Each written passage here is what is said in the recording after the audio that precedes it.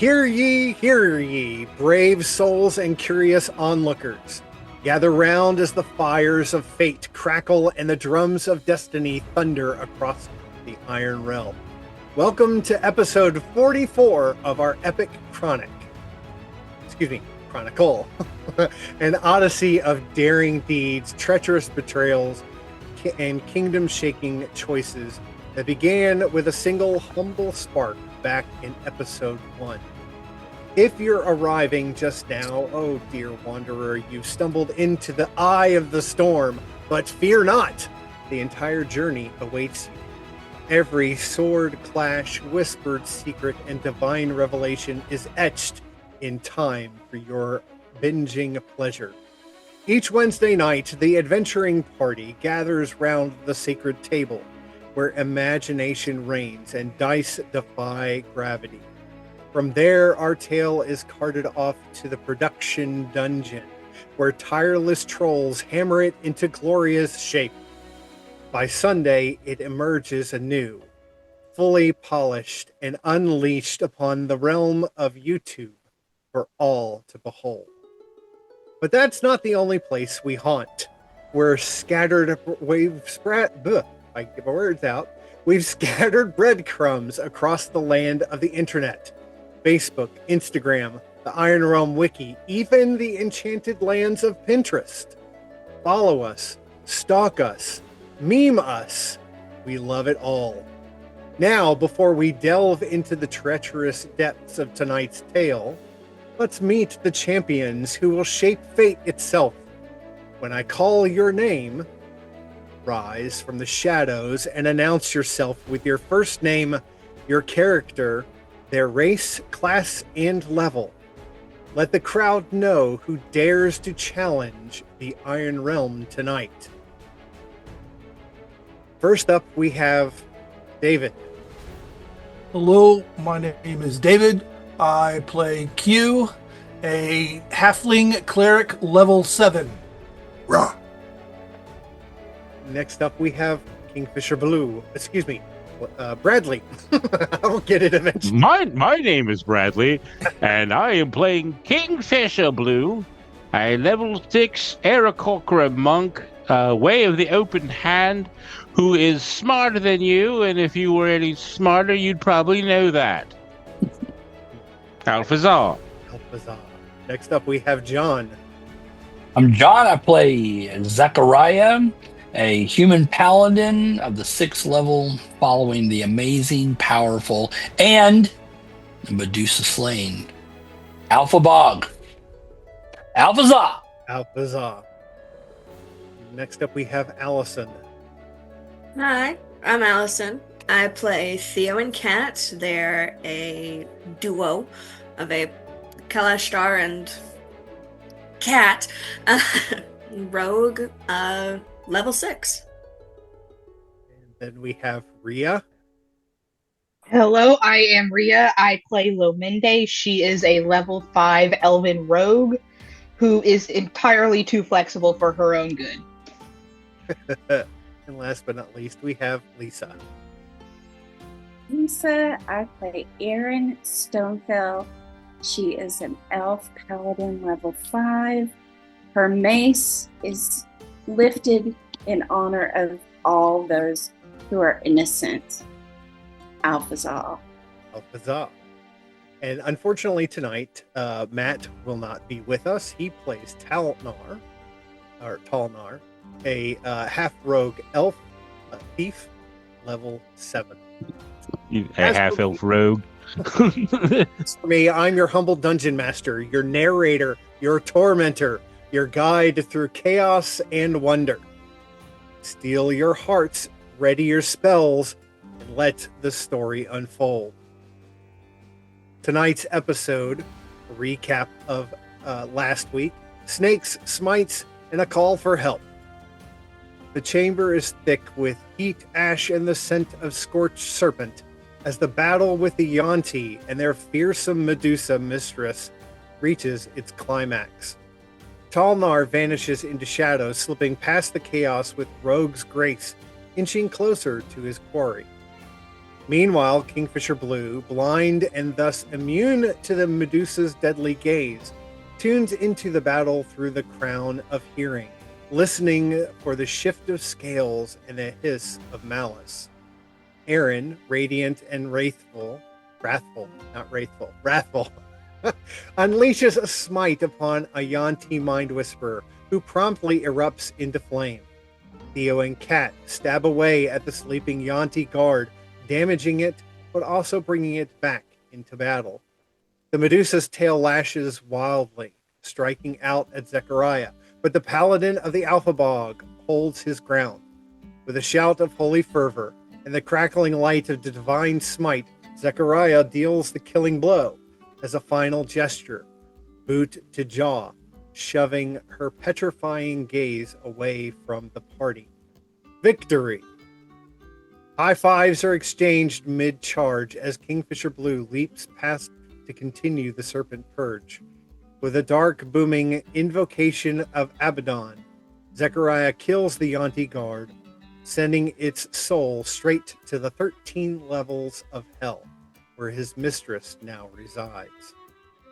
As the dust settles and the chamber stills, the heroes search the Medusa's remains.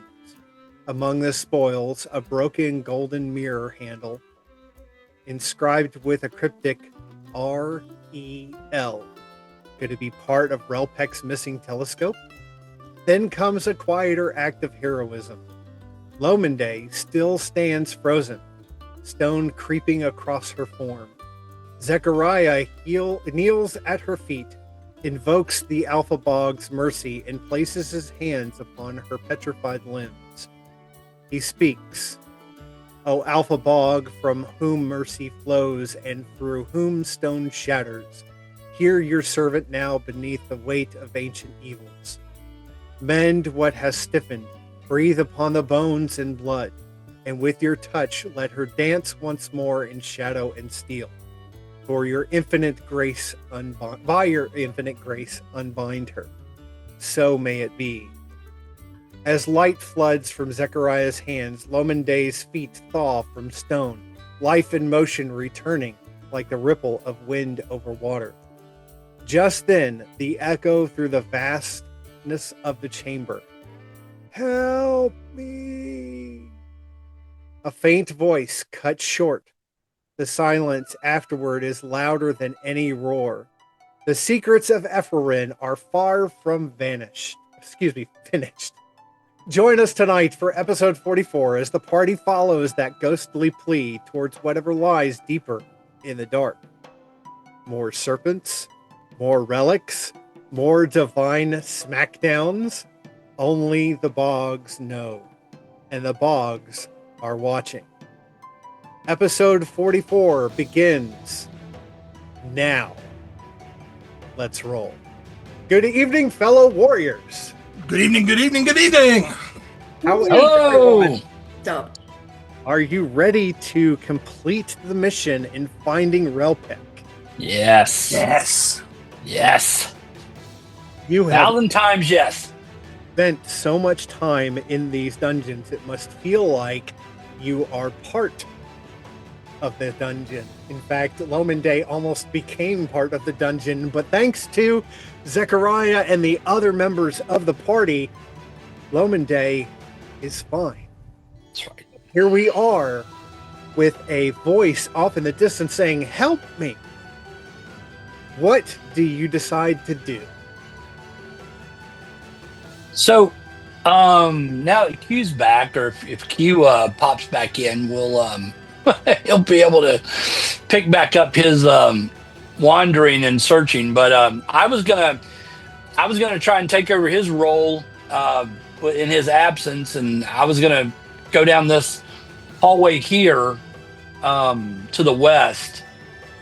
Okay. This is the ping. Where's the ping? I'm over here. You are actually right at the edge. Right. So yeah, I'd like to see. I don't know what type of light we have here, or if there's any natural light that can reveal this area. You said this is a hallway or a. It's actually an entrance into a room, Okay. Just 1 second that I can reveal. Well, I still have that gem of brightness. I'd originally activated that gem of brightness back when we started the battle. Okay. I used a charge.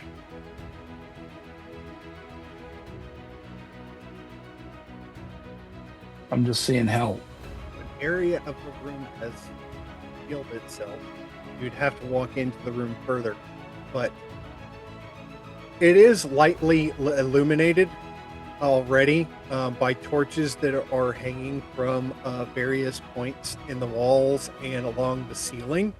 So it is a dim light. It's just not, sunshine bright light.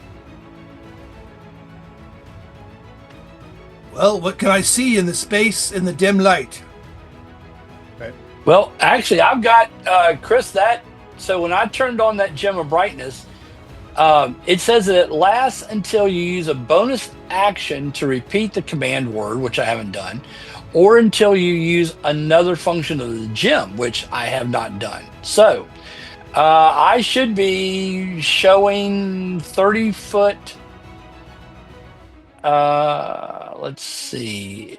So it's bright light for 30 feet, and then dim light for 30 feet past that. So I've got 60 feet of light, which is being shown off that. I tied it around my neck, I believe.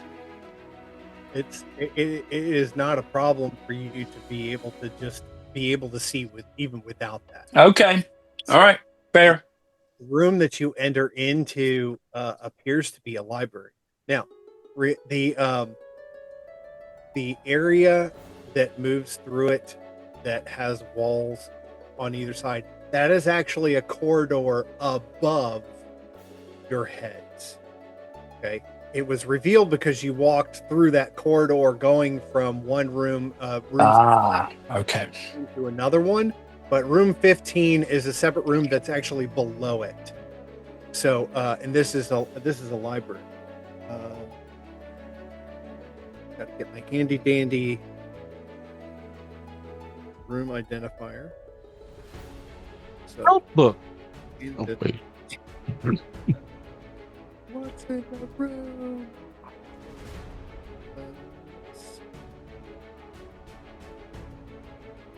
So you're saying the walkway is above? Yes, it's actually above your heads.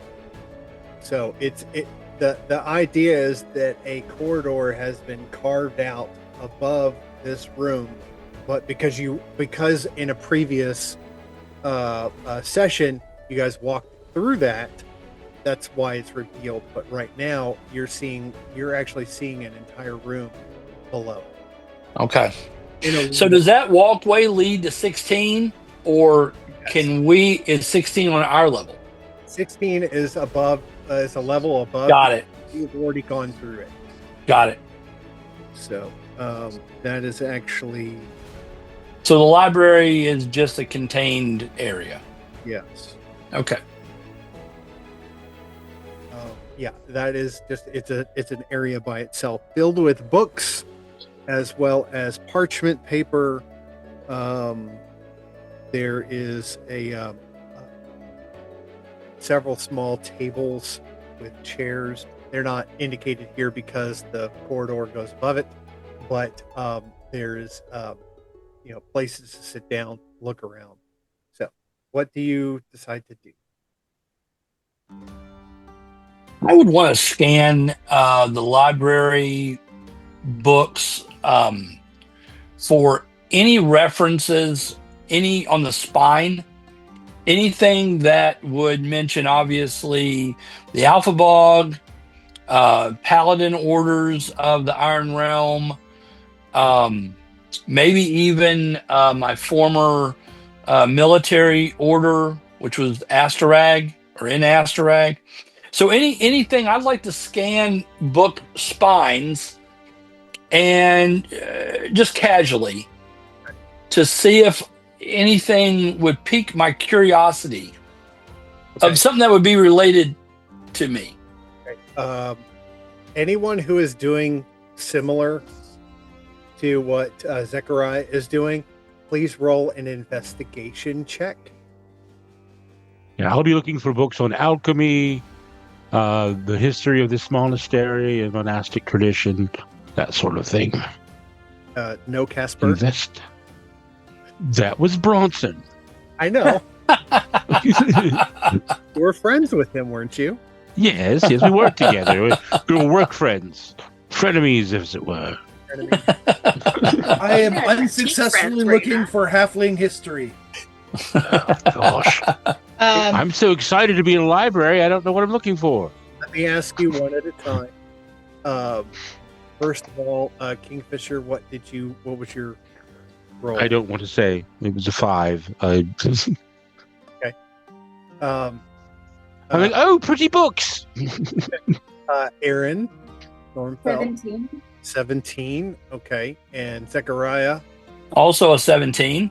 Okay. Paladin strength. Paladin rolls. Lominde. 26.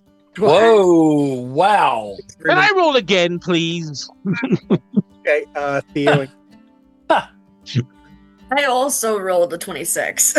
Rogues! Wow. Rogues for All right. the win. All right. You said that you didn't roll. What was your roll? All of the shelves are higher than my eye level. I rolled a 6. Roll a 6. Okay. So,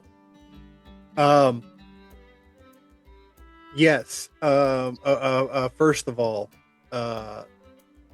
Zechariah and Aaron Stormfell, both of you find a section that is devoted purely to the paladin. Nice. And it's not just the paladin of Astarag, but also of Aphometh and Ithokoth. Okay.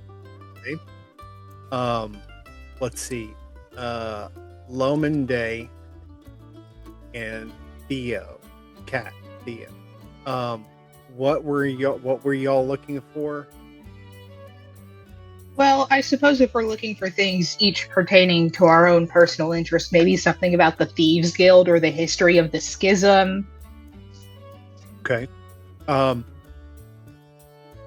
As far as Lominde, you do find a small book, very thin, that has a history of the Eastern Thieves Guild within the Kingdom of Astarak.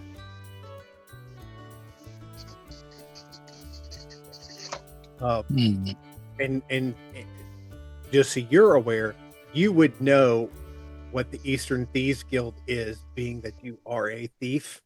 You know that they are very prominent within the Kingdom of Ithokoth, which is over the mountains to the east. But having an influence here within the Kingdom of Astarag piques your interest. When you open the book, the pages are written in thieves' hand. Okay, she can understand that. You can read that, but no one else can. Okay. Thought that was a visual language. Visual language. In some case, depending on who's written it. But yes, Okay. Thieves Guild is very. The Eastern Thieves Guild does use a lot of visual hand gestures and things like that. But they also do drawings for, depending on what they're trying to describe, where they're trying to describe. So she would understand.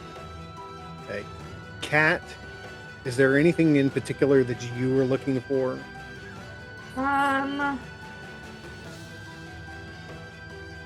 I would say she's kind of trying to scour the books of her noble birth.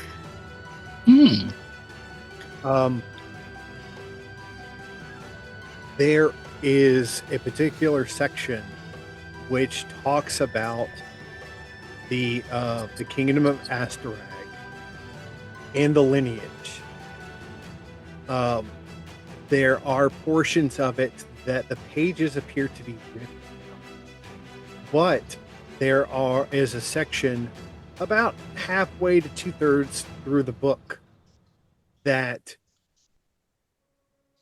pique your interest because the drawings are ones that you have seen before in the tapestry, blankets, clothing that your family. So, Kingfisher Blue and Q, though you don't find anything in particular or that is on a shelf that you can get to, by looking, you can actually see that there is quite a bit of history that's in this one room that you haven't seen before in any room on any floor here on up or any other place that you have ever been. It's almost as if this room has become a room of knowledge that someone in particular wants to keep safe, wants to keep secure. And it's very apparent because you can see through the dust on the floor that the Medusa has been here. She's gone through this room. And whether she's the one who is keeping it or not, you're not aware. But the simple fact is that someone has been keeping this room protected, and that these items are very important to whoever it is. Yes. Since my investigation failed, Kingfisher plays it off. It's like, oh, I have all of these. That's no problem. I switched from what you were saying, from investigation to insight, and I rolled a dirty 20 on insight. So I'm going to try to establish the fact that the Medusa's been through here, her little slimy trail or whatever, across the floor, and try to find clues as to where Relpec might be. As far as this room is concerned, there is considerable amounts of there are a number of books that pertain to, I guess, rudimentary astrology, the movement of the stars and the skies, though it may not be pertaining to the specific event that Relpec apparently was talking about so much and was running through the streets and telling the king and queen that there's a comet coming. Everything kind of plays into understanding that there's a possibility that even the Medusa was reading to understand what some of the celestial bodies were and what may be coming, whether she believes it or not, or whether she believed it or not. You'll never know because, well, she's dead. So turns out the Medusa was Relpec's benefactor, trying to help him solve the mystery. Yeah, very. Oh no. So, I'll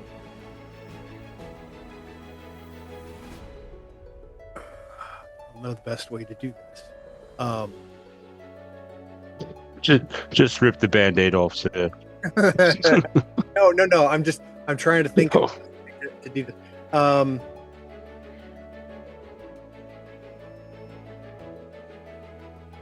it's really kind of hard to do it when you're in Zoom compared to just being in other things. But okay, so Kingfisher Blue has rolled on insight,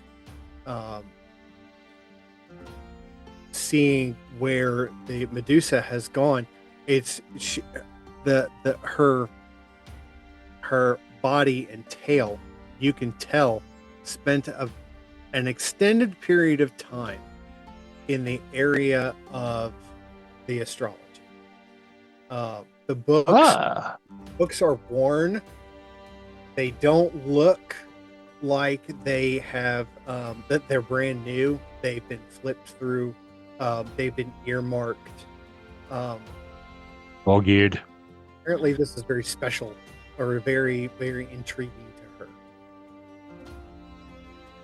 Let's get those books. Okay. So there are 6 books.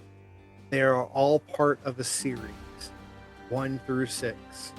Roll a 6-sided die. All right. Are they all by Sir Carl of Sagan? No. 3. 3. Okay.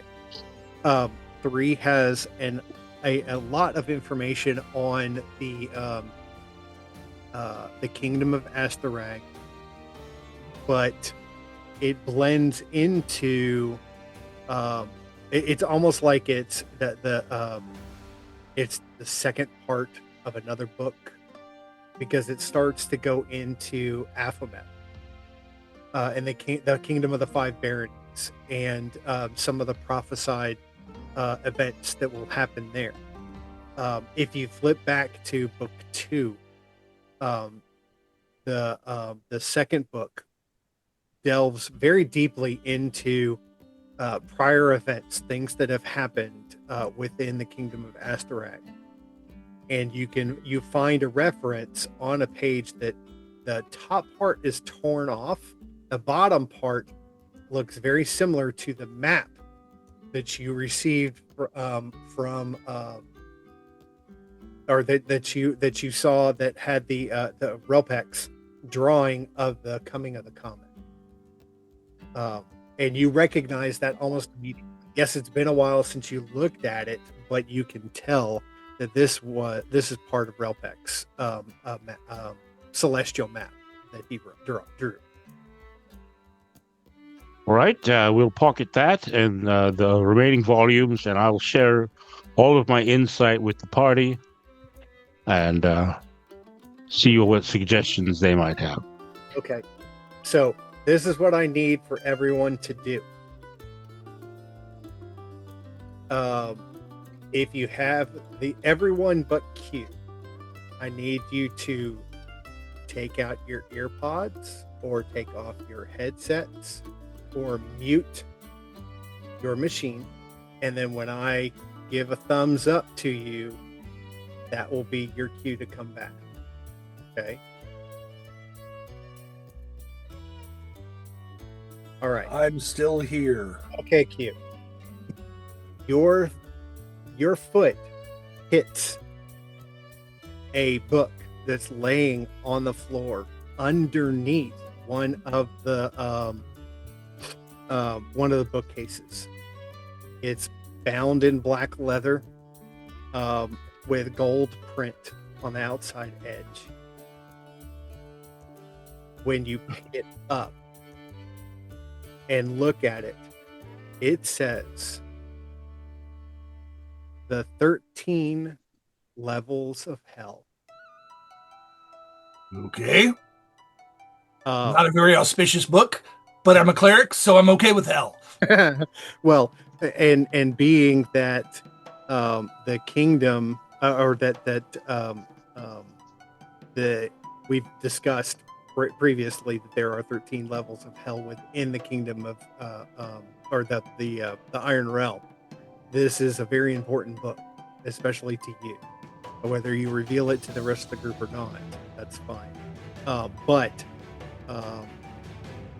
the information that's within it goes into a lot of detail about the different levels, as well as where people go, how people get there, whether they can get out, depending on the level.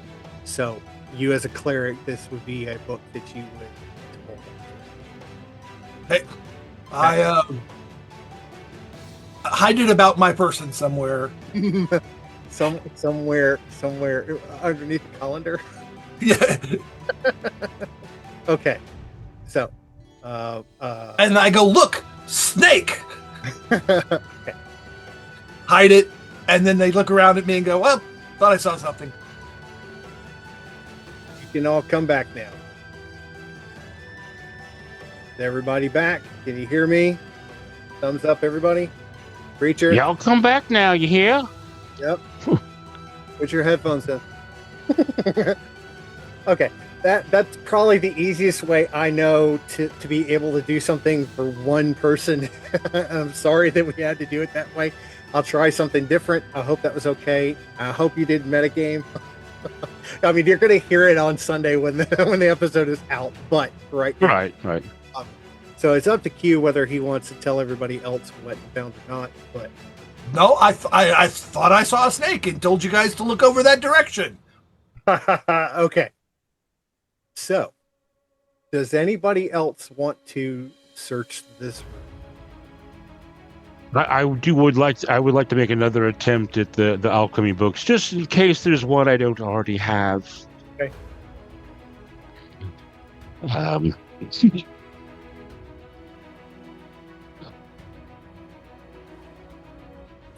Is it okay if Lominde just pockets the history of the Eastern Thieves Guild and holds on to that? You certainly. That's what we do. We steal things. It's fine. Well- Except for Zechariah. That's not really where her. I mean, in game, yeah, she'd absolutely take it, but I just wanted to make sure it was all right with. Oh yeah. Look. Q and I have both rolled 19s now on our investigations. That's awesome. All right. Theo and I are also gonna hold on to the book that we found. I'm actually seeing things now that I didn't see before. Because we Like, gave you a boost. like snakes or something. And I've been specifically looking for a history of the halfling kingdoms. There, as far as halfling kingdoms, there isn't anything.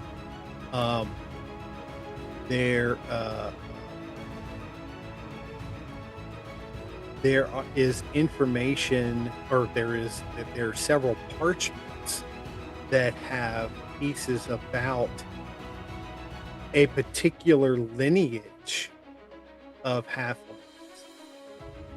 but See, Baggins is.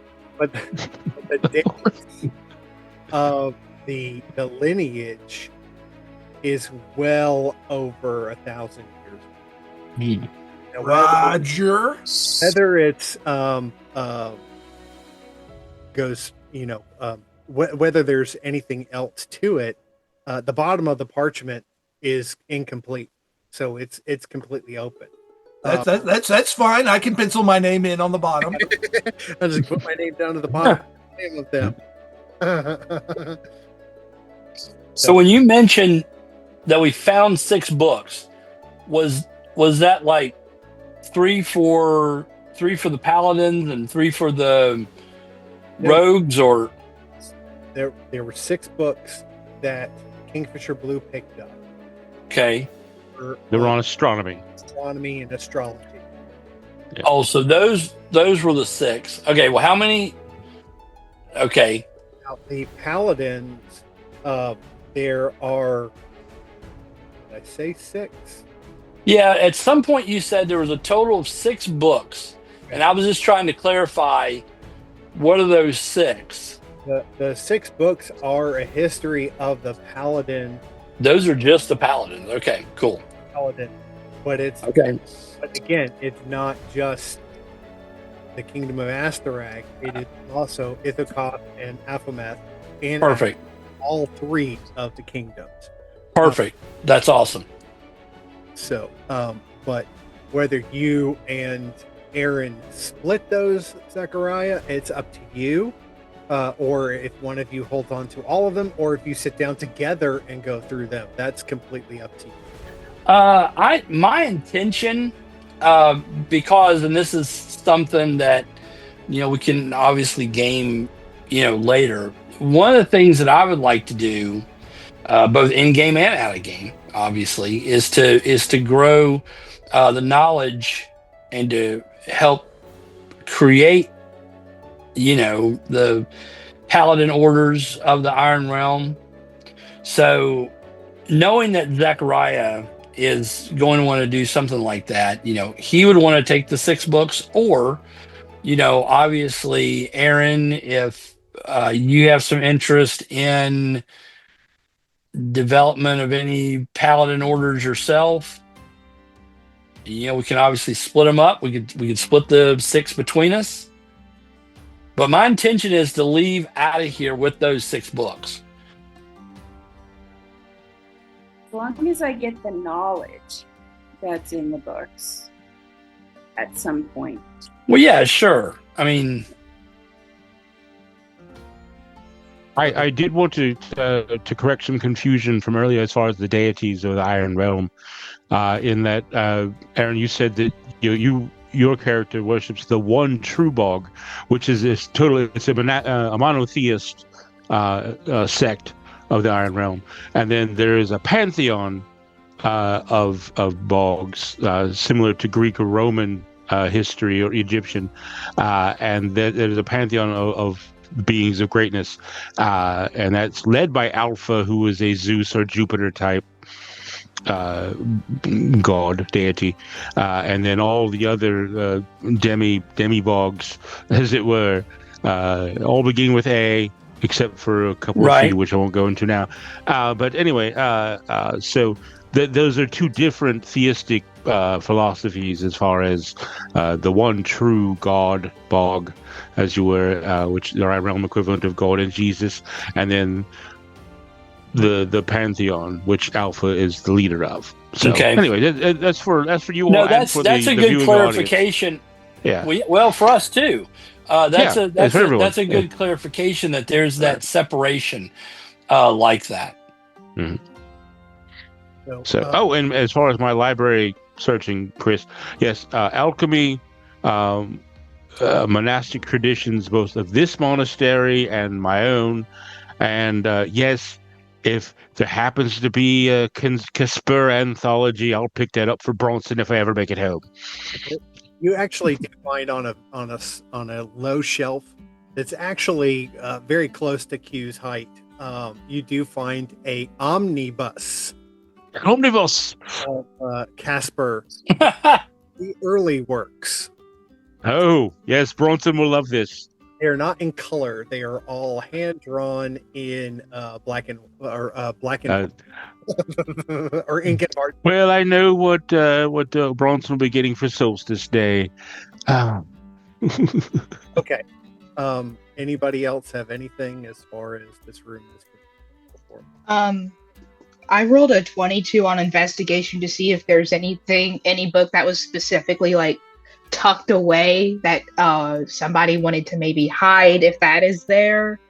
If there's any like pieces of parchment that are relevant, things like that. As you look around, you can see a void in the dust, but no knowledge of what may have been in it, or no sign of what may have been in it. It's just a rectangular shape on the floor in the dust. Oh, goodness. Not a dungeon room, I hope. As far as other squirreled away, as I call it, pieces of paper, parchment, books, that sort of thing, you shuffle around through some of the books, just looking at them, because you notice that there's a set of very thick volumes,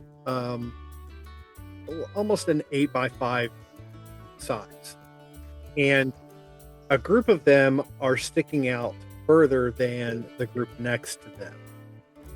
when you pull those books out, you see that there is a small leather-bound covered book or notebook that has no writing on it, but it is well, I don't know if you guys can actually see this or not, but it looks like this. Not with the tabs on the side, but it has the leather strap on it. It's just a leather-bound book. Again, when you roll a strength check,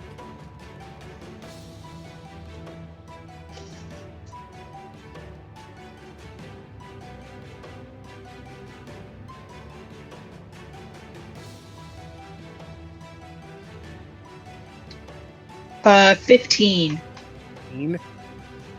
15. the strap itself, when you put your hands to it and try and pull it to open it, does not want to give. In fact, it fights back a bit against your hand, whether by design or by whatever, the gods. It does Fogs. not want to. It does not want to allow you to open it. So there you go. Did you say the book bit her? No, Oh. Oh, fights back. Okay. Hmm. fights. Could I ask who in the room has the highest strength to see if somebody in the room can open it? Certainly can. Anybody else? Yeah, I know you're not going to help, Theo. Yeah, sorry. Primarily because I'm Zechariah, probably the weakest link. Because I'm freaking cat, man. And the little Stereotype. guy's holy, not hefty. Zechariah will see if you're offering the book. He'll take it, No. and he'll She's not offering it. She's asking if you will help pull to open sure. it. Try and open it. I'll say that I'll assist with this. Sure. Roll a strength check. Okay.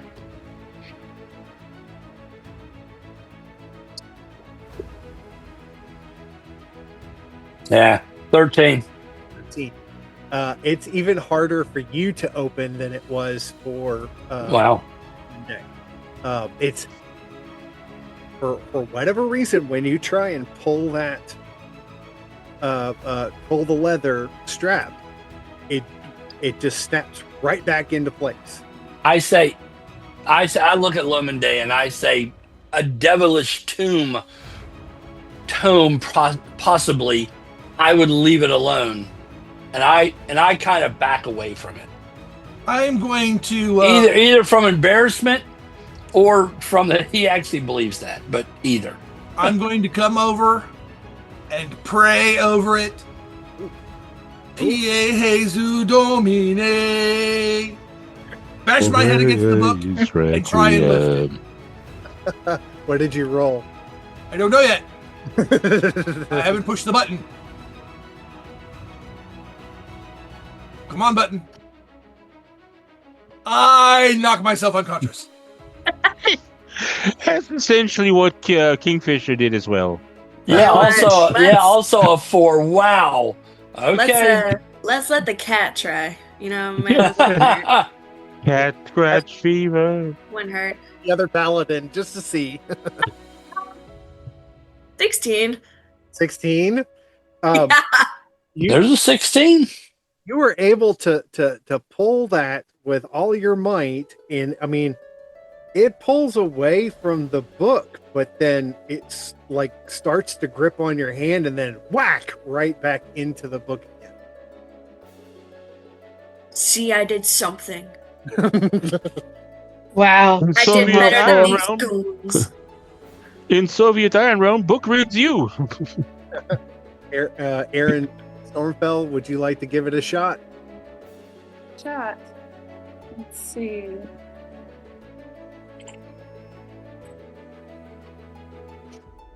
No, that's an 8. An 8, yeah.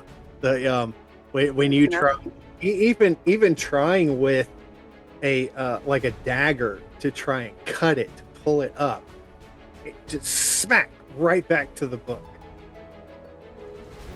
Can I try a persuasion roll and ask if it will please open? What in the world is going on with this book? Let's, Can I let's roll it sell and them? find out. That's a 16. So, well, give it your best shot. See if it'll open. Ask it. So, what is the book called again? The name does not have a title. It is just Oh, sacred and beautiful tome. We who seek wisdom and honor wish to know the secrets of your pages. Please open and enlighten us. as you finish the words, the strap begins to pull away, and then it snaps back into place. And it flips me off. Off What? the distance, hear the sound. Help me! Oh, there's the man who can open it right now. I snatch up the book and run towards the voice. Is he in the book at this point? I'm so confused. I can assure you, he is not in the book. This book has an attitude and a personality. I'm going to cast the word command, the spell command on it, It is. and command it to open. Roll and find out. Let's roll and find out. I need a wisdom saving throw of a 14. Ooh, okay. Roll the 3. It failed. Whack. The book, the leather binding on, not a leather binding, but the leather strap on it flies open. The book itself opens flat, and the pages start flapping back and forth, flapping back and forth, flapping back and forth. And as you look down at the pages as they are flapping, you can see the image that's drawn on each page move. And as it The moves, flip book. it's creating a story, and you notice that it is the image of a telescope. And then the next thing you see is looking through the telescope and seeing the celestial bodies moving like Relpek's map, and you can clearly see the image of of some sort of gigantic rock coming down, down, down, down, and then it disappears. And then the book shuts and the leather strap goes back on. And with that, I hand the book to Q. I'm holding it up like I'm trying to show him a sending stone of the TikTok, and I'm like, here you go. They tweets right now.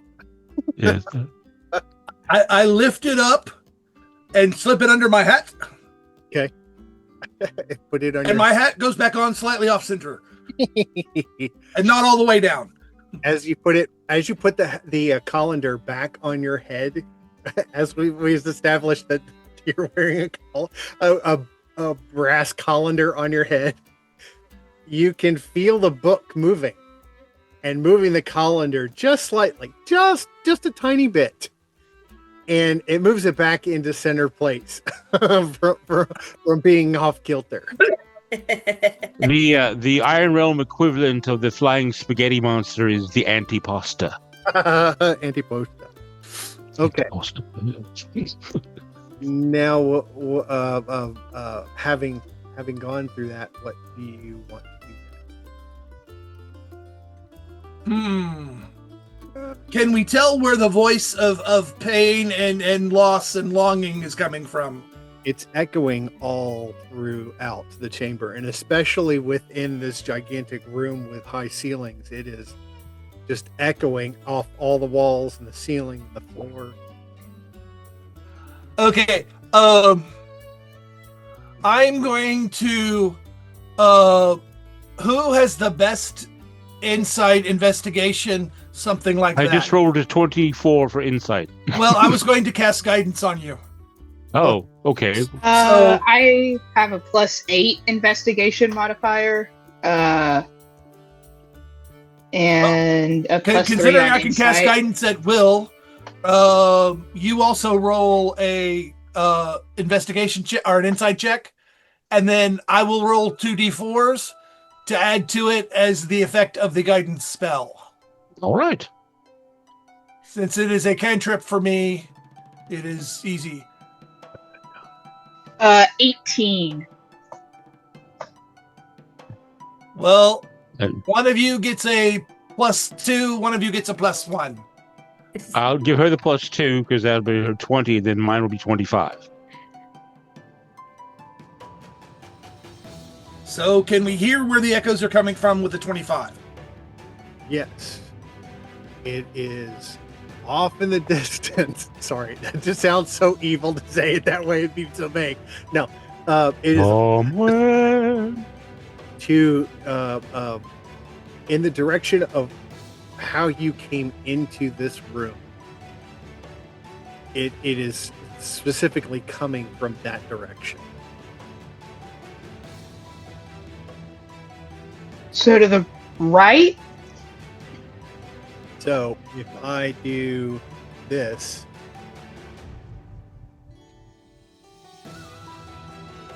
come on, all the way up here from where you guys came in,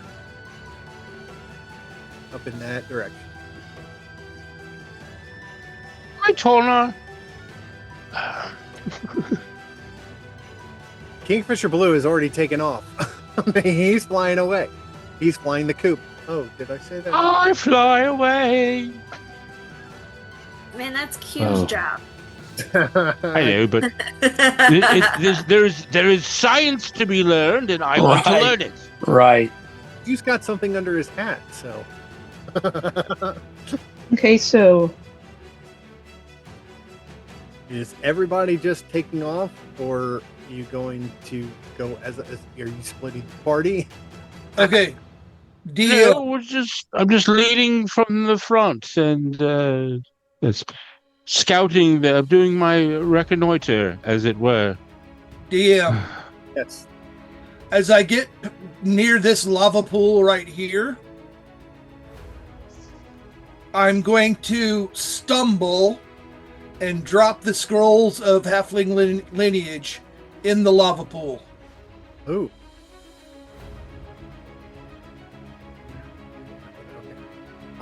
Putting chlorine in the old gene pool, are we? When you start to throw the scrolls over the lava pit, obviously your hand gets very warm. But as you do so, the bottom of the scroll opens up, and words start to appear, and images and tree limbs and images of people start to Okay. the pages. I look very torn and confused, but I pull the scroll back. Okay. When you do, the writing and the images on the bottom of the page disappear. I still look very torn and confused. And then carry on following the party. Okay.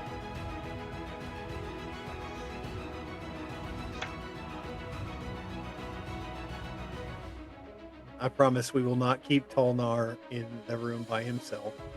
We'll get him. I get behind Tolnar and push. Don't worry, he'll be accompanied by a couple skeletons. Or dead bodies. Rotting flesh. Ugh. Yum. You gonna stank. It could be worse. He's going to eat broiled snake for a few days. Oh, Tastes like chicken. Probably. So.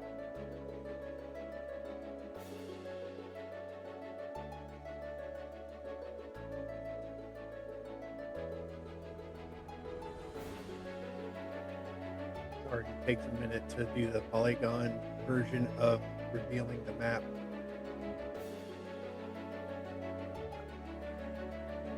A small room with a stove, cast iron stove, as well as a table and what appears to be is actually a fireplace are in this room. We do, and that page. Come on. Come on. There you go.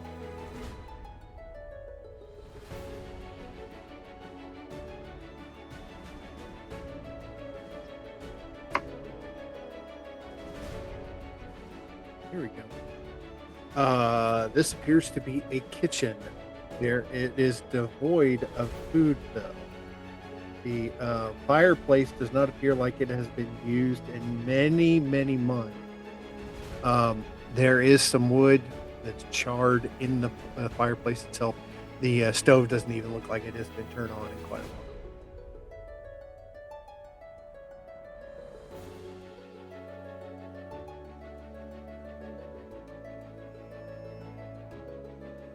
Did y'all hear me?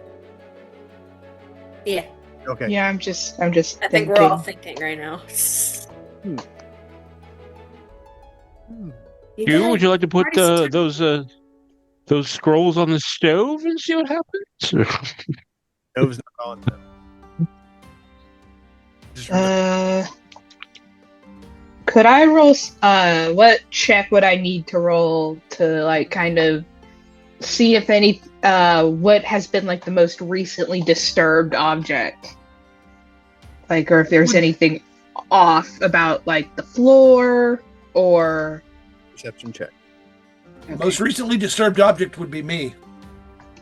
Well, I'm a little disturbed. We're playing Dungeons and Dragons on a Wednesday night.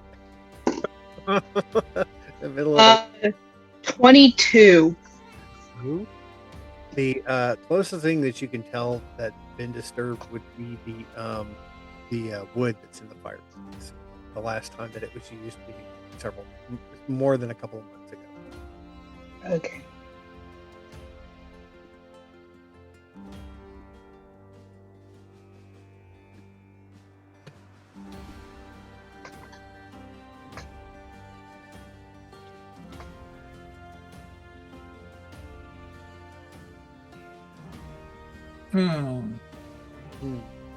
I'm going to stick my nose and or feet and or hands into various inconvenient places, looking for things that would stir up trouble and or action. Okay. The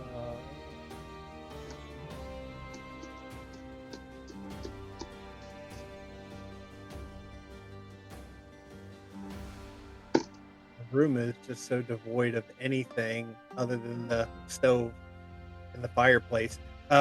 You could always, look up the fireplace flue. Since you were short enough, you could actually get into the fireplace if you chose to look up. Why am I having a Hansel and or Gretel moment? Right, exactly right. Exactly right. But that was Zachariah's gonna, he kind of sees, it looks like that's an enclosed kitchen, nothing going on. He's gonna walk back down here into this cavernous area. And I mean, is there anywhere else to leave out of this area? I'll walk the walls.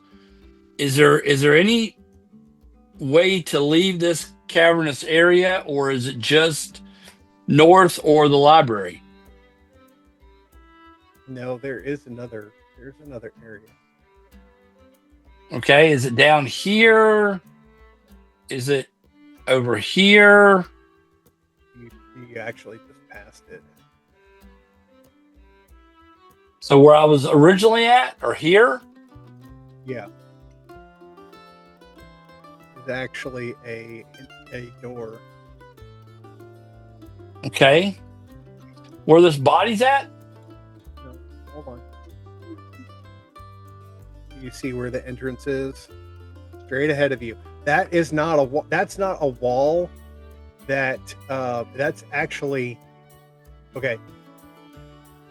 The wall that you're standing in front, the wall that Kingfisher just stood on, that is not straight in front of you. That's above your head.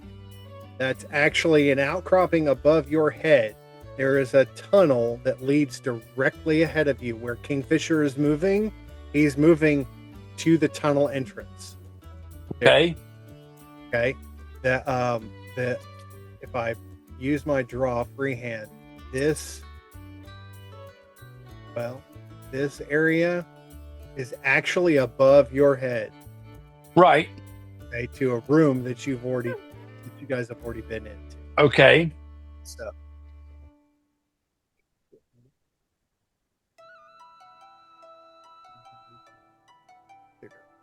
So everyone that's going into there, and I myself included, we're heading into a tunnel, or we see a tunnel. you see a tunnel. You're actually at the very entrance to it. Okay. Okay.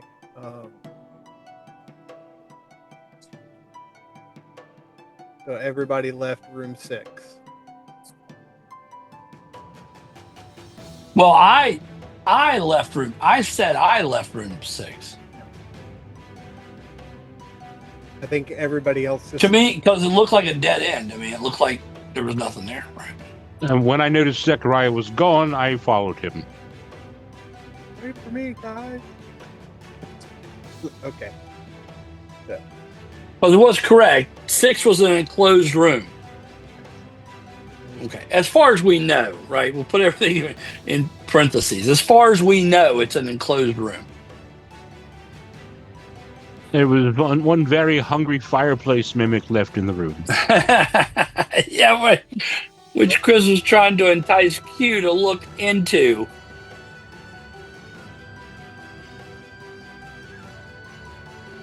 trying to reveal this. Aaron is taking the cautious route. Okay. So there is a tunnel right there that leads to another part of the cavern.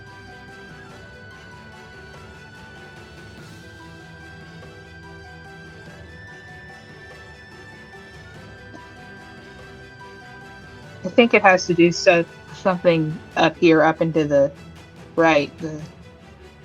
There's an area we haven't been to.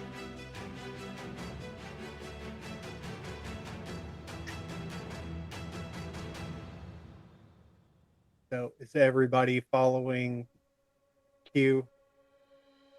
Yeah, pretty much. Everybody.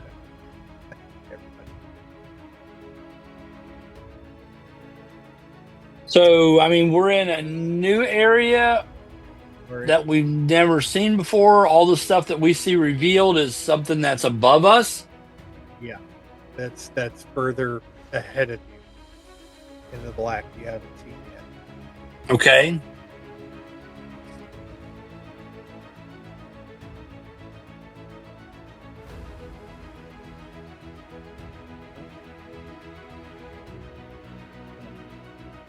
Yeah, that's fine. 9 is that is the Kale Factory. It's what's called a warming room.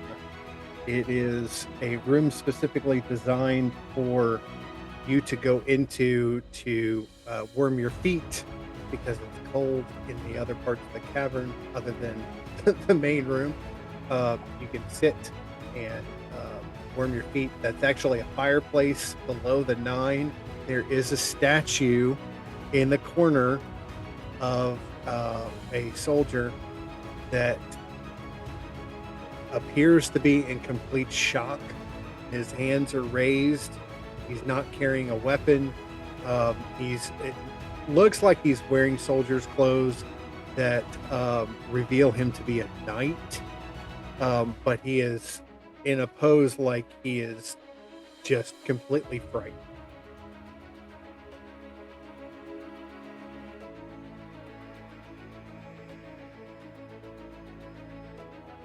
I'm going to examine him. Does he look like he was stoned here or moved here? It appears, if you roll an investigation check, let's do that. I shall investigate. As soon as I find the right button.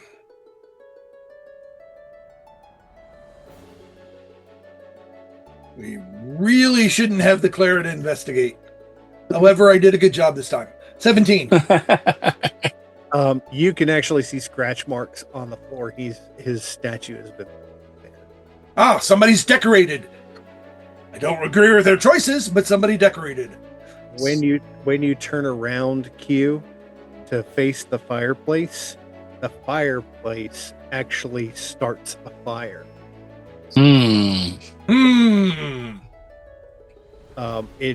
It's a low fire. It's not a great deal of wood or anything, but you warm up very quickly in front of the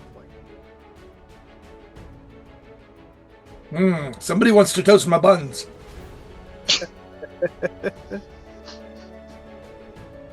My biscuits are burned.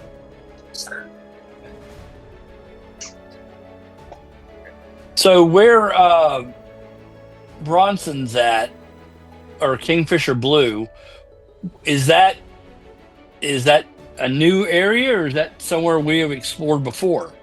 It's where you guys have actually explored before. You've gone through. It's above us. It's not above. It's ahead of you. Okay. Think about this. When you're looking at the map, you're actually looking forward, not. Okay. You're looking forward. So the room that you're looking at is to your right. There is a wall in a room that you've already gone through to your left. Okay. And then there's a hallway to your ahead of you. It'd be so much easier if it was a three-dimensional drawing.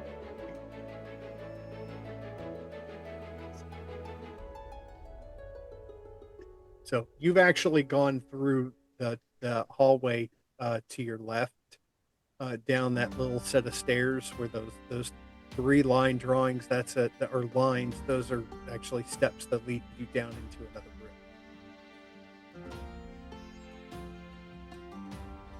room. Those are black on my screen. Yeah, it's the three lines, which are, well, okay. Freehand. These three lines, Okay. those go down into another room that you guys have already gone into. Okay. Gone into room 10. Which room 10 is the refectory number 2. Second one. You guys have actually been through the refectory.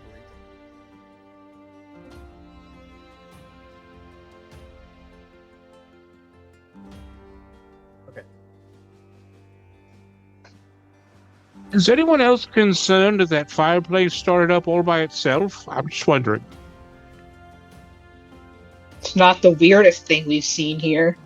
No, not by far, but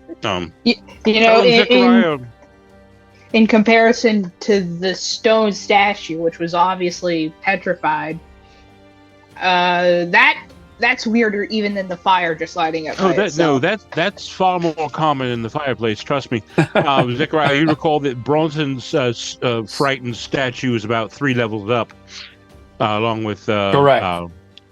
Liana. Yes. Liana's statue. Yes.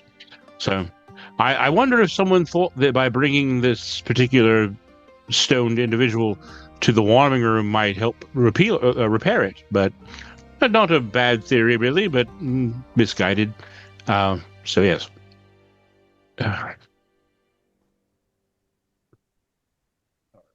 So, that being said, what do y'all want to do? Are you going to go up the hallway? It looks like there's is that a little open space up there, right below room 3? Is that like a hallway right up here? I'm trying to ping, but this thing is just not working. Yeah, I don't. Like right up. Where is the ping here? I don't understand. Is it? It's not pan. It's like right up. There it is. So you just collect you click on the arrow and then you just hold left. So that's your ping. So yeah, is this the entrance here off to the east? Yes. There's the entrance.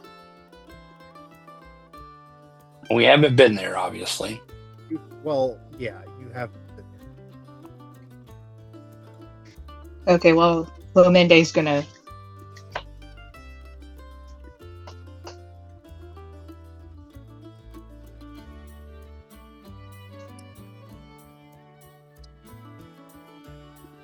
And we don't hear the help me anymore. You haven't heard it in a while. Okay. Right. From when we left there. Okay. Part of it's because the DM has been preoccupied with moving you through other parts of the castle. Or part of the dungeon. Right. I get it. But like we just heard, like when we were in the library and we heard it again, that's when we scattered out to start looking. We haven't heard it since then. To try and pinpoint where this is coming from. I get what you're saying.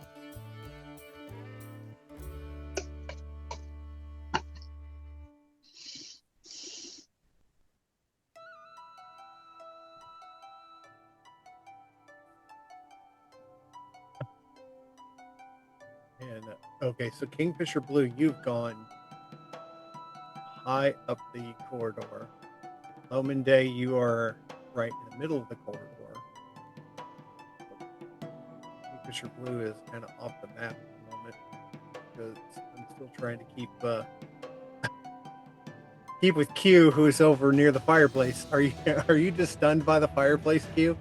No, while nobody's looking, Huh? I'm warming the scroll to see if I can read what appears in the heat. Gotcha. The scroll itself does light up, or not light up, but it the writings and the drawings become clearer. On the page, you can actually see them. It's almost as if someone used a very, very thin knife to cut the writing out of the page itself, so that the flames that are behind it are the letters and the drawings. It's so reading it takes a little bit of effort, but you can see that it's clearly a lineage of over 2,500 years of halfling lineage, from the very beginning, from the moment that the first halfling arrived on the continent to almost present day. Okay. It is Once I get a sense of what it is and understand it, I'm going to make the scroll vanish again. Okay. And then go join the party. Okay. When you turn around, the fireplace snuffs out, and a plume of smoke kind of comes up from the middle of the wood. The wood does not hold any heat, does not smoke again. It's almost as if by magic you made the flames appear. There are strange and wondrous forces in your life, and I shall have no part of them. Okay. So, We lost Lisa. Did she message you? no. Copy. Do I need to pause? Well, I don't know. I don't have a message. Is there a message in Zoom? Yes, in the chat she said I'm going to have to duck out. Okay. Okay. And sorry to leave early. We're gonna have to remember to edit that. Because Sorry. No. I put a thing back. I put the chat up on the screen. We need to. So okay. So going forward, the rest of you are moving in the direction of where Lomondé is, and Kingfisher is further up the Yes. hall. Lomondé, I will.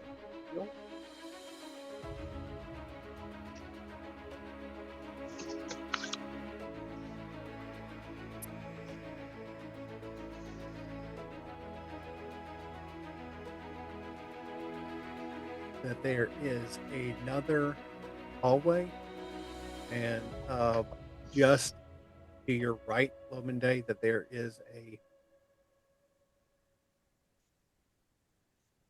another hallway just below it.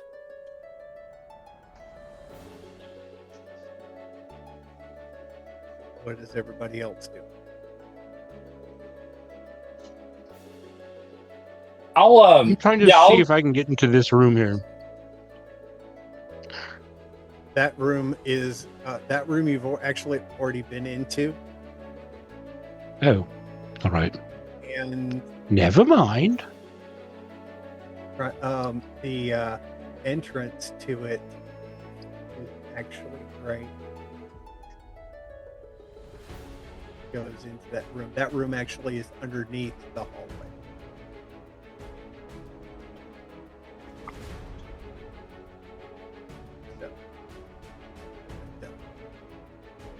Do you have these?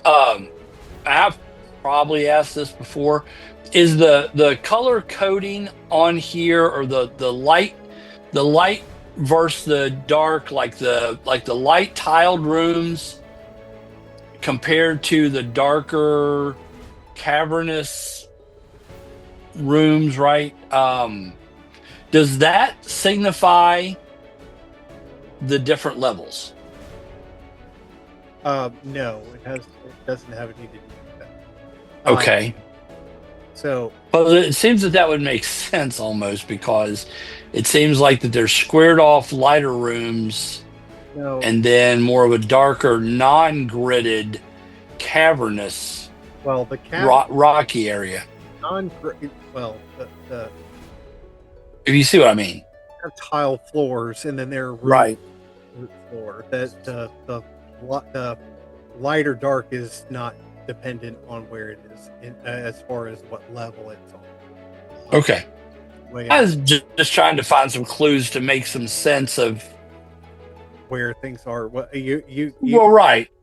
level at this point. So Kat and Theo, what are you doing? Kinda just trying to follow the crowd. Okay, and I've Kinda off in their own little mind right now. They're just like mindlessly wondering if that makes any sense. they will get involved when they need to get involved, Yep, pretty much. or when it behooves them to get involved. Okay. So just so I don't even know how to ping that. The areas like right next to where Theo and Kat is to their left, there's like a little outcropping that has what appears to be light there. That's actually a light. That's I'm trying to think of a torch that's embedded into the wall, so it's illuminating the hallway and the floor. Otherwise, this would be completely dark. You guys wouldn't be able to see anything at all.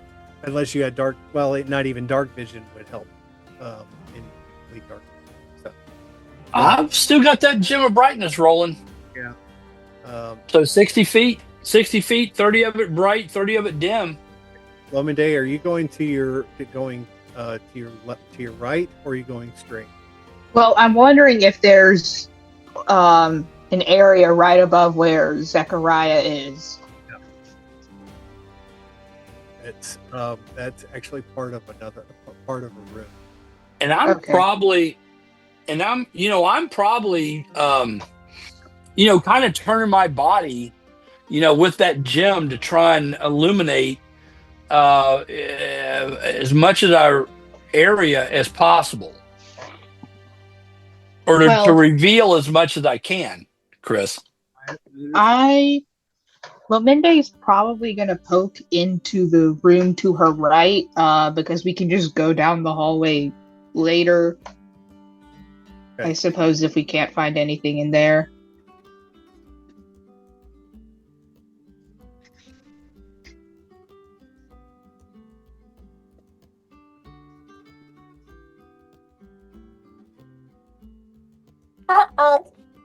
Maggie. I really need to stop doing these things. Uh-oh. Let someone else take over. Oh. Well, I do, and then we just sit around for 3 minutes going, is anyone going to do anything? That's Is Nah, anyone... You're always the person that discovers stuff. I see Relpet.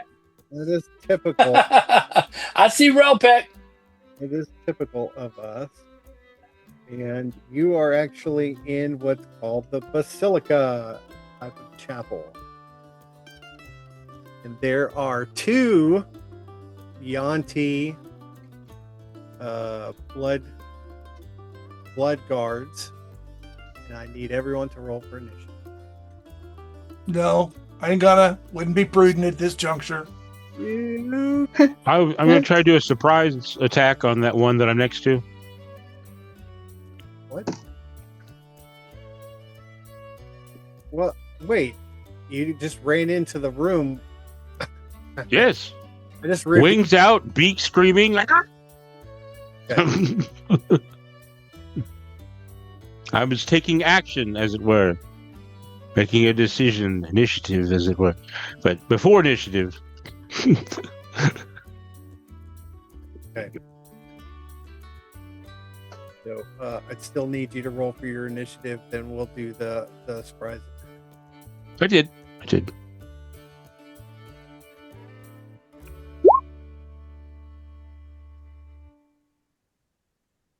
Dang it, Zeke! Copycat? Nice.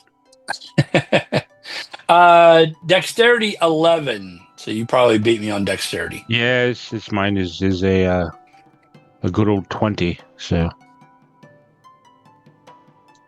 he can be 17.1 and I'll be 17. she's only 17.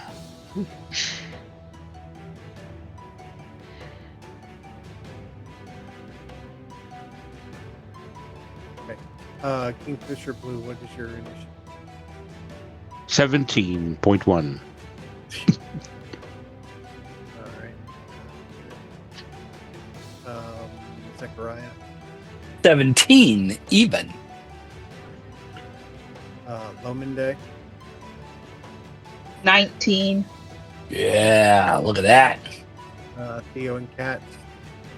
4.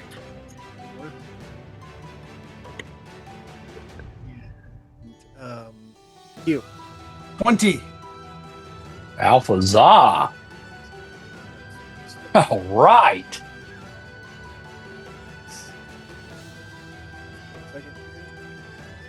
I think the bog of the halfling should be Aston.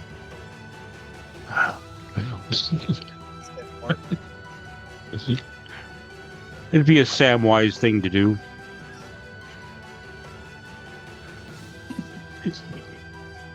It has a hollow ring to it. It is precious. our Tolkien for giving us the ability to laugh about the funniest thing. Okay. I needed some laughter in my life today. All right. Kingfisher. No, excuse me. I will get it next. You are not. No, Kingfisher Blue. You had a surprise attack. Yes. Surprise! Mother flocker. All right. It's a bird joke. So with my surprise attack, I see the Yonti, I see the scientists we've been searching for 3 years, and with a mighty caw, well, whatever kingfisher sound makes, look that up sometime. I will Bite each. for some reason my my character sheet doesn't want to character. It's like personal problem. By the way, I Bradley, Yeah. Bradley, if any of our viewers notice that you have a different token in Yes. episode 44 than you did in 43, do you want to give a shout out or tell That any is a story about that, or- commissioned art piece I did. The artist's name is I can't remember. It's Aniko. I found him on the Bluebird app, and he did that. I asked for like an anime or ancient Japanese style artwork, and he did that one for me with Kingfisher, and I was very happy with it, and I paid him for it, and it is not AI. Thank you very much. And this is before I knew that our own Allison was doing commissioned work. But yeah, that's. I'm sorry. My character sheet is malfunctioning. I can't get it to the attack section. I don't know how to change it. I think our website for our character sheets is kind of messing up right now because Uh-oh. mine is doing the same thing. Uh-oh, Okay. D&D Beyond's going through some...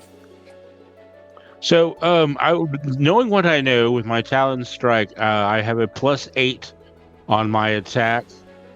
So I will roll a d20. We'll Let's do add some 8 to physical... Let's do Yeah. some physical rolls here. that. Yes.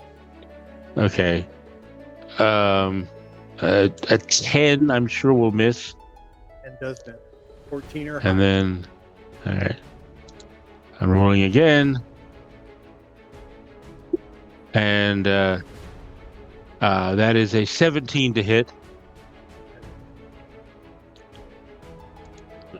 And I do 1d6 plus 5 damage, so that's 6 points of damage on my surprise attack to the Yonti.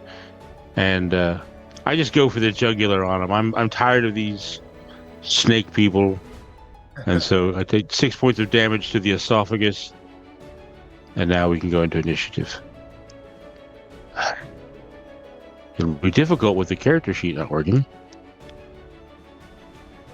may have to reload the page. I don't know. It tried that already. Yeah, same here. Do you think you could? I mean, it works on my phone when I open it on that. Could that be an option if you can't get it to work Say on on your your- computer? Right, it's not Like- working on the computer. I'm trying on the phone. Technology. When you want it, it doesn't work. When you don't want it, it does. It listens to you. It smells you. Q, you are up. I am going to focus inward, think good and kind thoughts, and bless everybody in the party. Ooh. I'm going to cast the bless spell. Nice. So everybody rolls an additional D4 on attack rolls or saving throws. All right.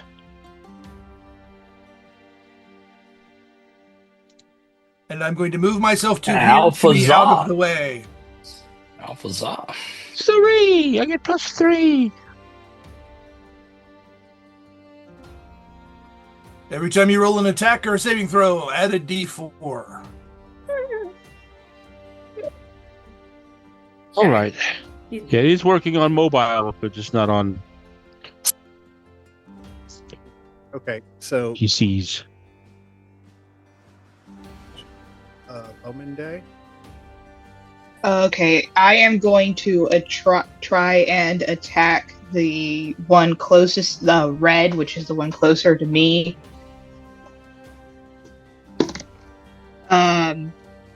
Does 23 hit? That's a silly question. Yes.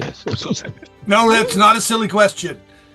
Because the answer would be disturbing if it's no. Yes. Yeah. Yes, I asked Chris on Monday night, a fire giant hit his half orc, and I said, does a 30 hit? no. All right, Loman Day, what you got?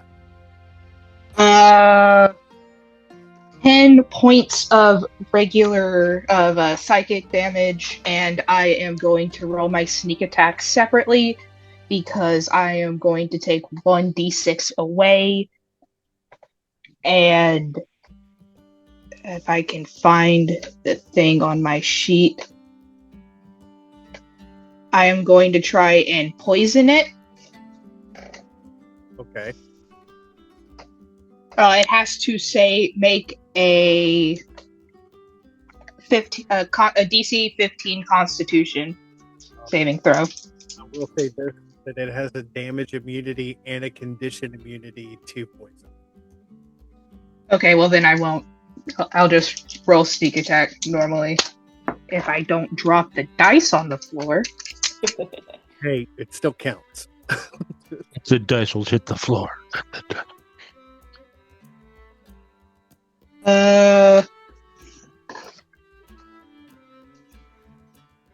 And make that 17 points of sneak attack damage.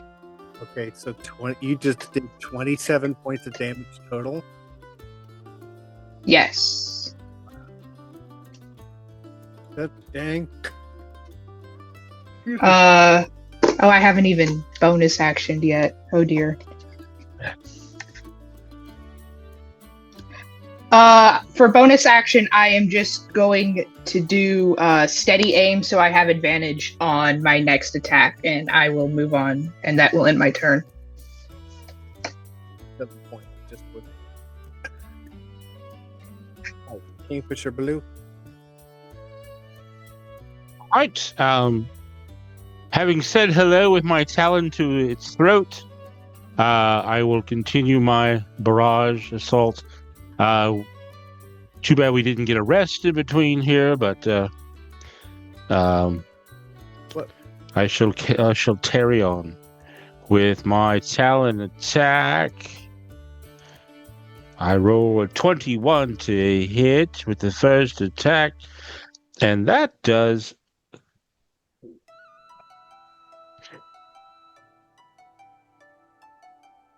10 points of damage. And with my second attack, 23 to hit, and that does 8 points of damage. And C. Okay. Zechariah.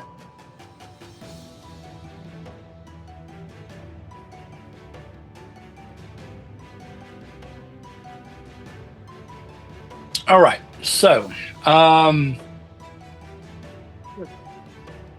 so I walk into the room. So this is 5:10. I observe the area. I see Relpec. Is that correct? Yeah. So, this is another 20 feet, which is the full feet of my movement. So I'll go to Relpec and deliver the classic Star Wars line. We are here to rescue you. With me if you want to live. Right. Aren't you a little So- short for a stormtrooper? So that's right. Exactly right. So, but yeah, so I'll approach Relpec, obviously, non-threateningly. He's already, I'm sure, threatened, apparently, with his life. But anyway, I'll approach him. I'll go in and out of the pews or whatnot, and I'll make my way up to him. And again, I want to focus on him. I want to, I want to look him over. I want to see what state he's in, what not. Obviously assess everything that I can, Chris, about who I believe is Relpec. And again, I'll deliver the line. We're friends. We're here to help you. I'll say whatever I need to do to express to him that we're here to rescue him. Tell him the boy sent us. Yeah, no, you pretty much have done it by just saying that you're here to rescue him. He's he's like clawing at you to get him out of there. So I'll take a defensive type posture, and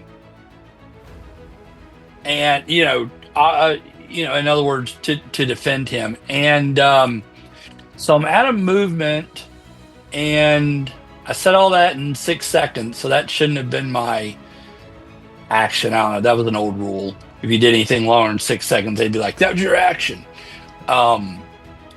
And let's see. I don't think I have really anything. Well, sure, I've got stuff here. Let's. Well, I'll. Are you wounded? I'll follow up really quickly with, "Are you wounded? Are you hurt?" And he says, "No, he's not." Wow. Okay. There is more to this room than meets the eye. What you see is not what it is. He says that to me. And he says, Okay. in a very small, weak voice, this room is not what it appears to be. Be careful. Okay. So my actual action is going to be the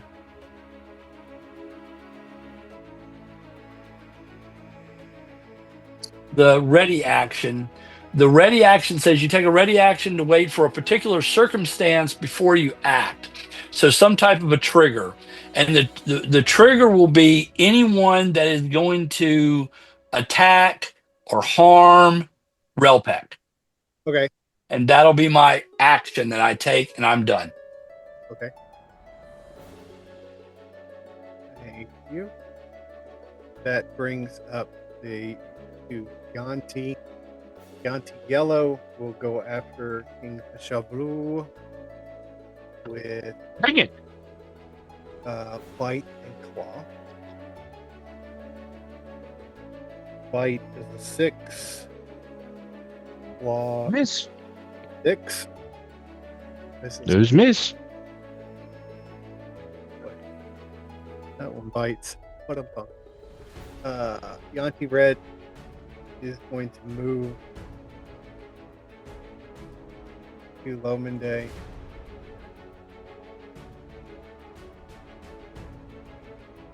Yeah, is going to attack Bite Call. Bite and Call. Bite first is an 8. Claw is an 8. Golly. Same on both. Okay. That brings up Theo and Kat. Woo! Finally. Let's see here. At least we're not having to wait quite as long as we did during the last battle with the Medusa That's true. and all those different characters. I'm also gonna run up to Red. I'm gonna try and use my longsword and see what happens. 15 to hit. 15 hit. Yes.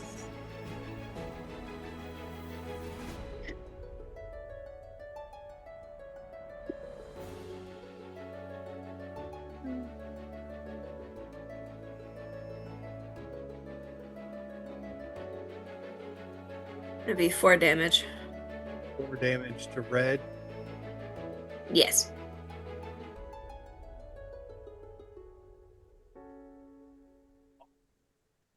And you only have 1 attack, don't you? Yeah. It's so weird. Have you used your XP to Level up? Yeah. I just leveled up. You just We're now level 6. Okay. Oh, okay. Yes. Level I knew we're close.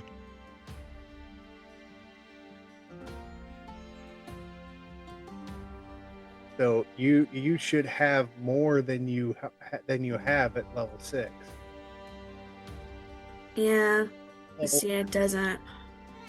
You should have more than 1 action at level 6. We'll figure this out at the end. Not every character gets additional actions at level 6. Yeah, that's true. Because at 7, I still only have 1 attack per action. Okay. Wow. I would have thought for sure that you had 2 actions by now. Okay. If it's because of my original character. Okay. Okay. So you've finished your round, correct? Yeah, I finished. That brings us to top of round 2. And Q.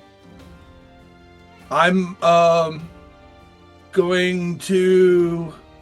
Run away. Well, I've got to be careful because I'm concentrating.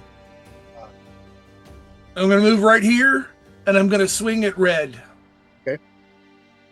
And we will see if this does any good. And come on. Where's my attack? Attack! Dink. However, I did not bless myself, so I missed. Okay. That brings up Lominde. I think you just answered this, but is bless still in effect? Bless is still in effect. Okay. So since I gave myself advantage, 25 to hit. Yeah. Not that you need it. And I am going after red, just for clarification. I didn't figure you would disengage because that's a attack of opportunity for the gunner.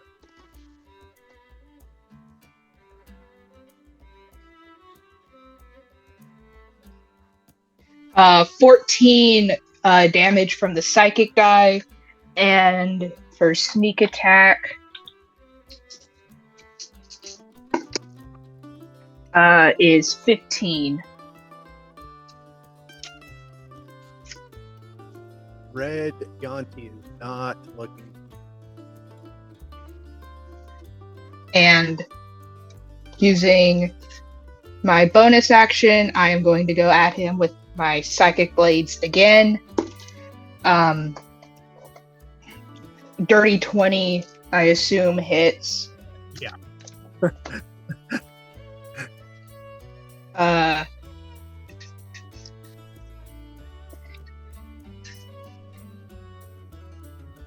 And max total of 8 damage.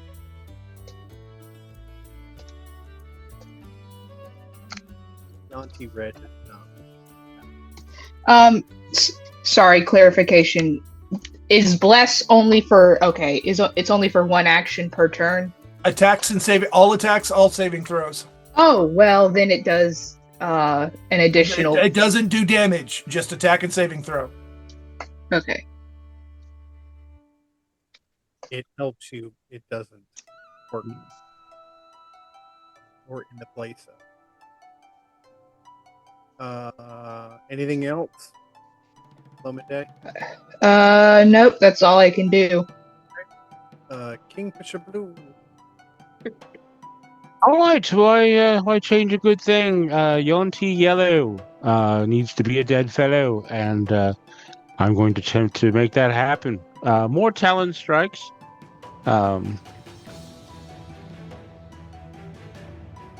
you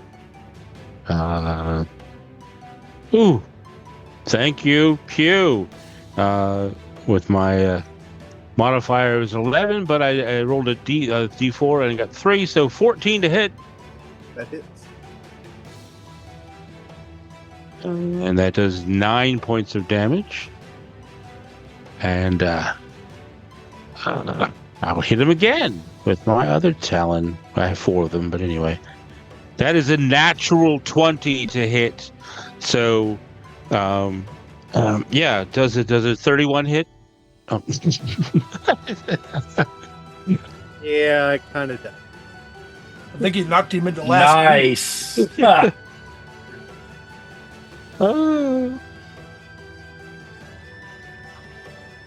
And after all that, a whopping 10 points of damage with a critical hit. Hey, it's better than nothing. Better than the swing and a miss. All right, Zechariah. Yep.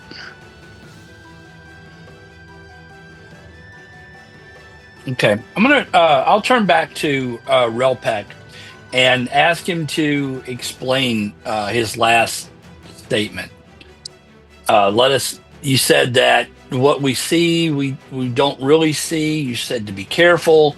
What do you mean by that? Give me as much information as you can. He's raving mad at this point. So Raving mad? as in he's insane. His eyes are gigantic. Hair is just all over the place, displaced. Sure. He's not talking coherently. Okay.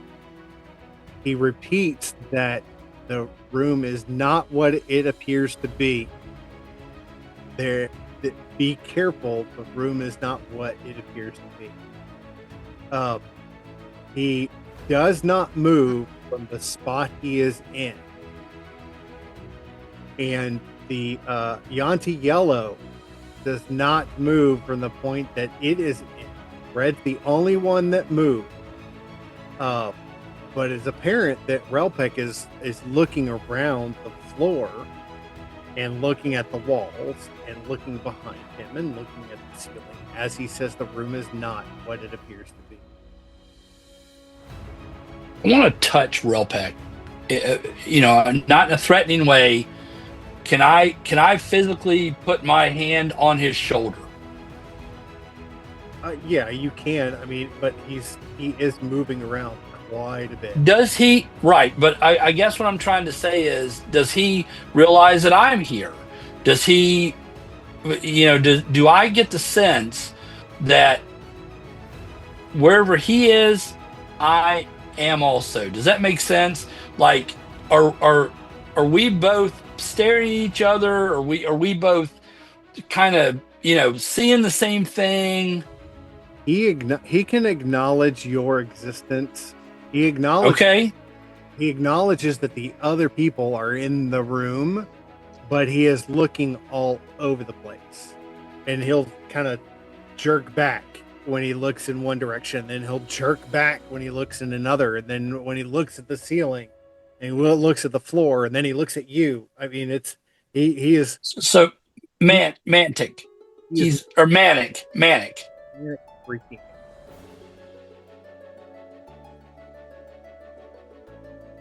I'm using my whole action to interact with him here. So I'll do my very best to try and assure him that anything that he can tell us to help us, anything that he can reveal, we need to know if there's something that's getting ready to attack us, surprise us, whatnot. In other words, I'm trying to continue through his frantic state. I'm trying to gain information. I'm trying to assess whatever he'll tell me, and I'm asking him direct questions. Yeah, and I mean the only thing that he can do is exactly what he has done. Okay. What he has said. He can't seem to express anything more. And in fact, as he's standing there and he's looking around, you actually see him soil himself. His pants get wet, and it's very apparent that he is in a total state of shock. Okay. Man. I'm gonna continue just to remain vigilant. You know, I'm not gonna move from this spot. I'm glued to Relpec. Okay. I'm flat-footed. I'm standing there, shield in hand, flail in hand, continuing to stick close to him, watch him, guard him. That's it. Okay. I'm done.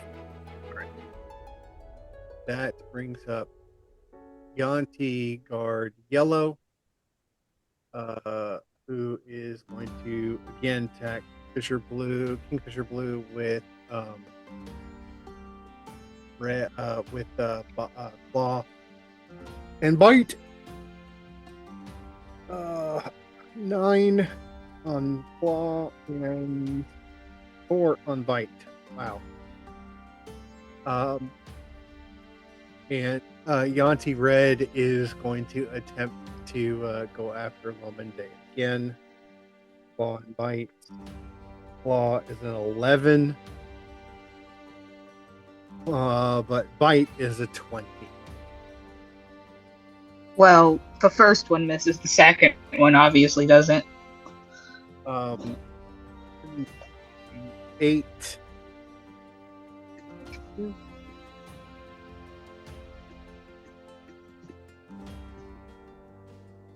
Die.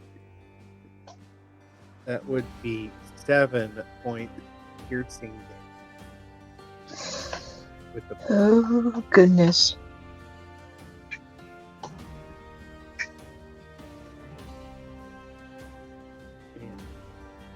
that will bring up Theo and Cat. Coolio.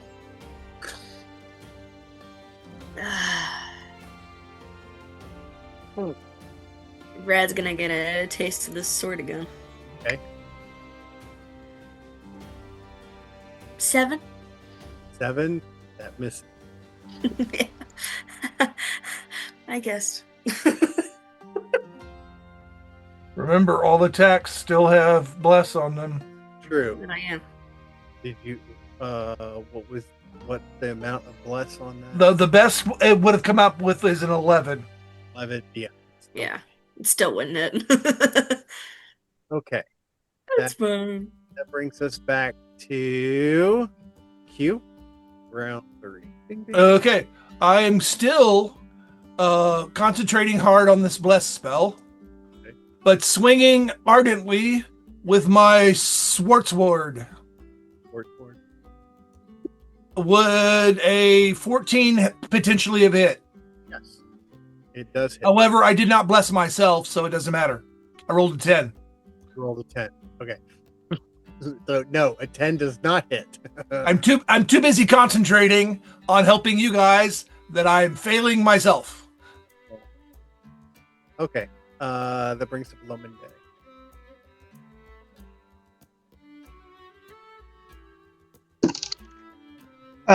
22 to hit. Oh my red. Yes, that's it.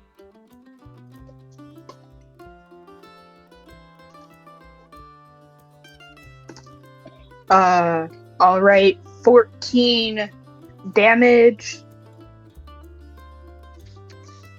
And for sneak attack, You killed it. okay, well, Don't have to do anything more than that. Nice.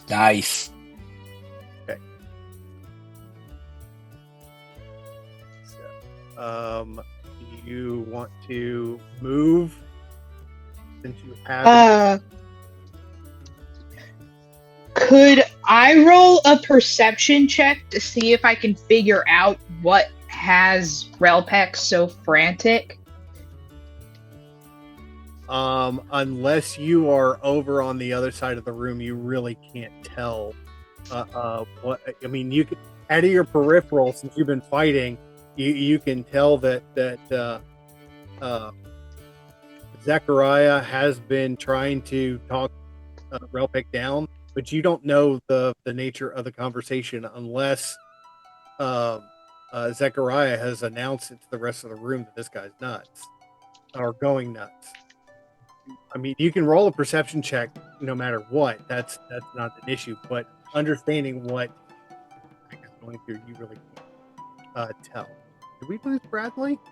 I think right now we'll wait till it gets around to my turn, but right now I probably haven't announced, or obviously I haven't announced yet what Relpak has said. I've on my turns I've been trying to just glean information. Okay. But anyway, just for clarification. So I haven't announced yet what he said or whatnot. I think we lost. Mostly because I didn't think to mention it. Yeah, we lost Bradley. He said he had to go. Okay. I did not see. So, okay. Okay, well, I will just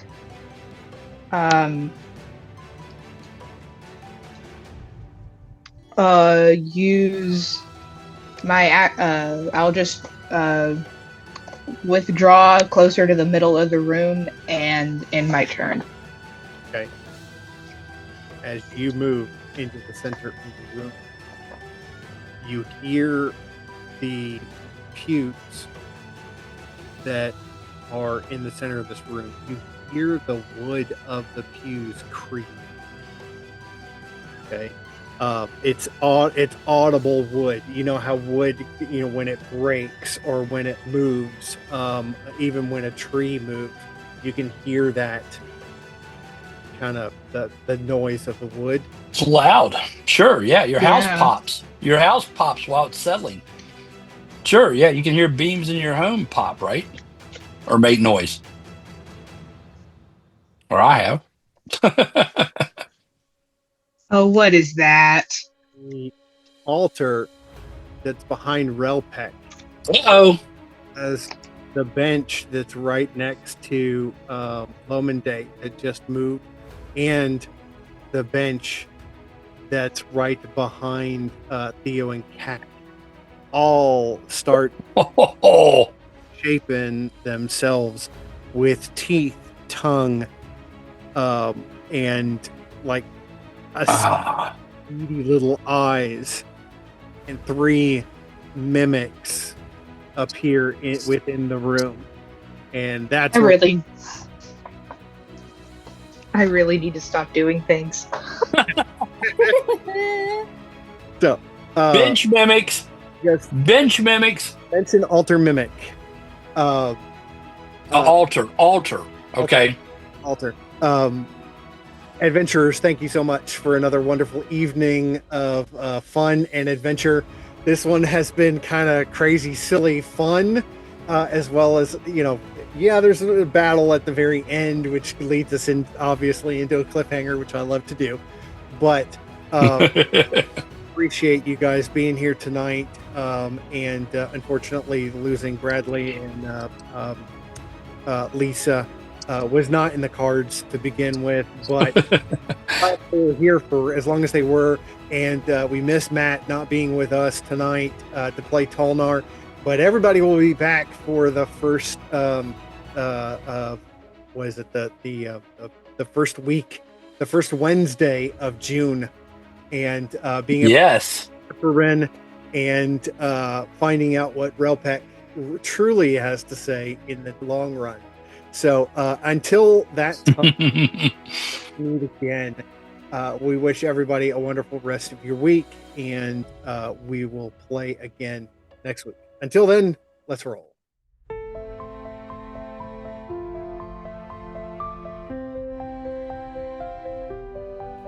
From mountain deep to shadowed vale, we march, our heavy burdens hail.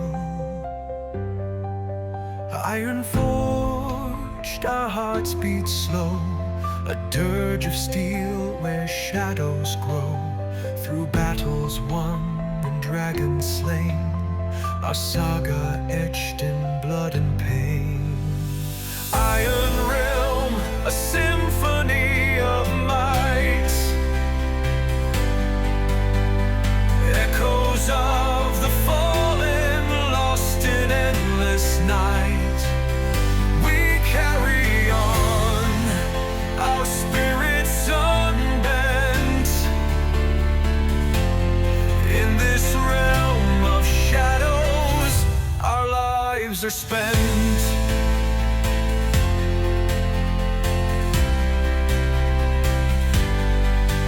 The clang of steel, a mournful cry, beneath the gaze of a crimson sky.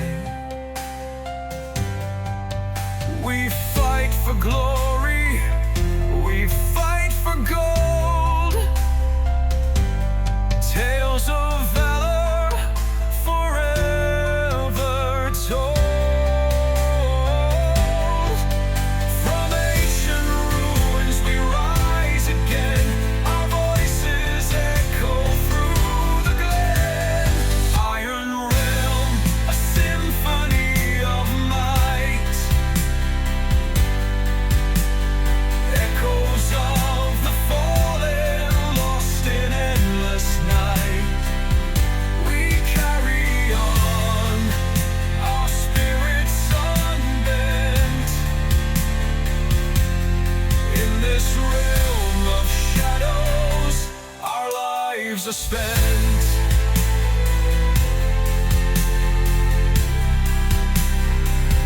Our lives are spent.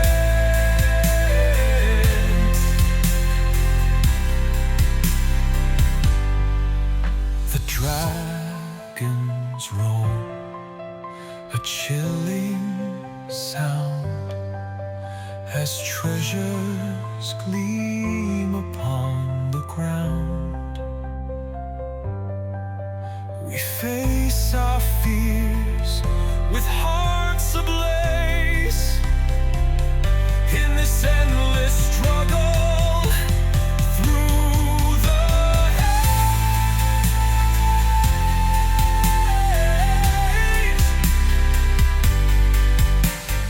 Iron Realm, a symphony of might, echoes of the fallen, lost in endless night. We carry on, our spirits unbent, in this realm of shadows, our lives are spent.